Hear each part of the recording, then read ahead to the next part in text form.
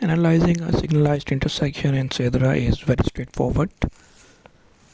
This is the main window for SIDRA intersection. The window where my mouse is present is the working window, is the drawing window where you will see the template of the site you are working on. In the top bar in the side window you have an option to create signals, roundabouts, unsignalized intersections, freeway interchanges, even pedestrian crossings. So I'm using 9.1 plus version where you have an option to analyze all these different sites. In this exercise we are just dealing with an add create intersections.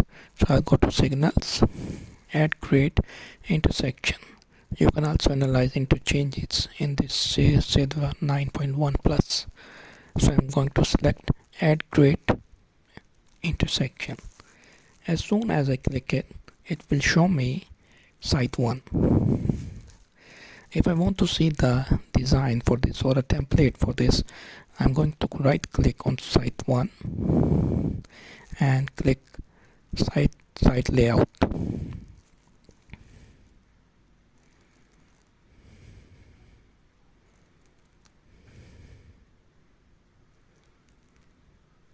This is the standard template for a signalized intersection.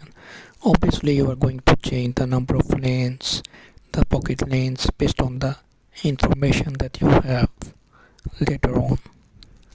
The good thing about SIDRA is everything is listed down for you in site input, so you cannot miss anything really. There are all the steps are shown, you just need to click them and follow the procedure.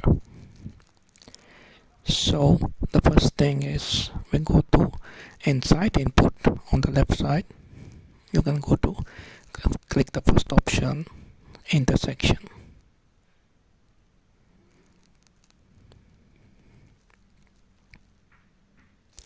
In intersection you have an option to add or close a lane, to make the lane one way or two way depending upon the situation.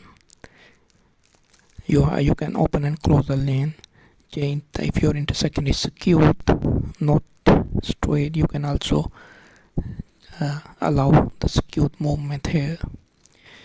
The approach distance is 500 meters, means that the software is going to analyze up to 500 meters. It will use 500 meters all the 4 links in the analysis. You can change the road names, site names. Okay.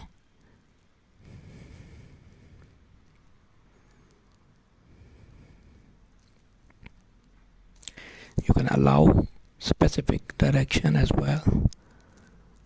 Whether right clicking on the site, and instead of no leg you can create a leg if the leg is present.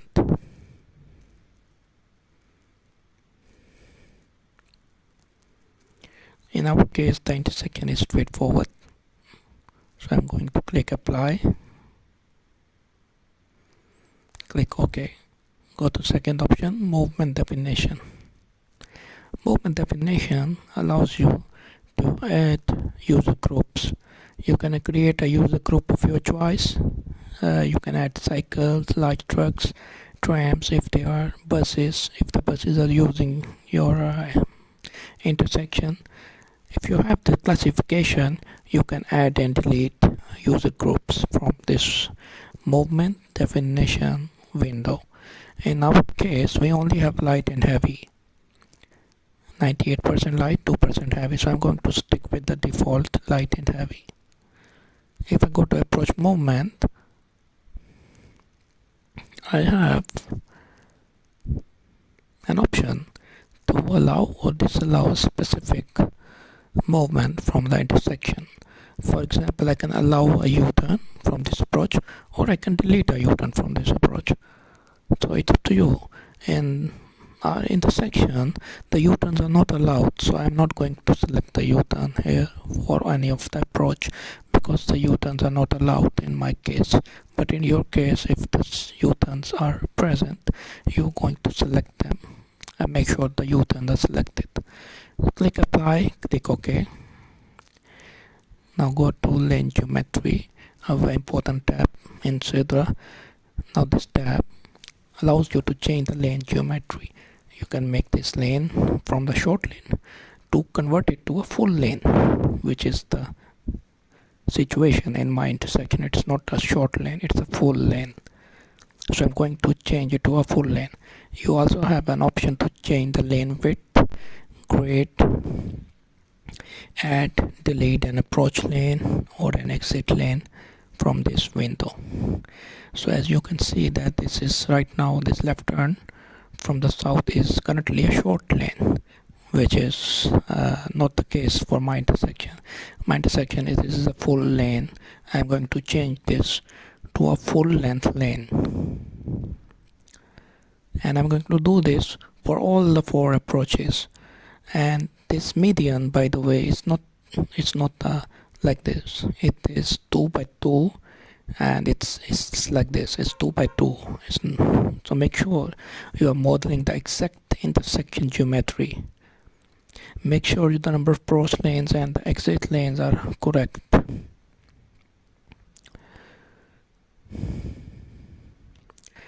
You can also use quick input tabs if you want. If you want to fix the same value for the different parameters.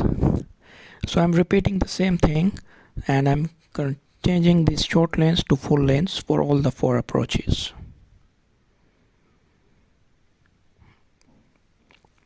Now I'm going to set this median from 2 to 5. No, it's 2, 10 to, it runs down 2 to 2. So I'll go to quick input and click all legs. So that all are 2. I don't have to do it one by one. You can go to lane disciplines if you want to change the specific movements. If you want to allow specific movements, if you want to make lanes share the turns, for example, the same lane is using through and also using the same for the left. If it's a shared lane, you need to make sure that you select the appropriate configuration from the lane disciplines. In my case, I'm happy with the current situation. It's not a shared lane. The center one is only through, and the right one is shared with the through, and the left is only left. So I'm happy with this, with the current setup. I'm not going to change this into a shared lane, but if you have a shared lane, you need to be as realistic as possible. So I'm going to click OK now. By the way, you can add and delete a lane from from the blue parts, or make sure the lanes are dedicated or shared. Once you are satisfied, just click apply. Now go to lane movement. What is lane movement? Lane movement is just showing the path the vehicles are going to take from that approach. If you know the distribution and the lane distributions, how much percentage will be distributed, you can change this. Otherwise, you can just leave these values.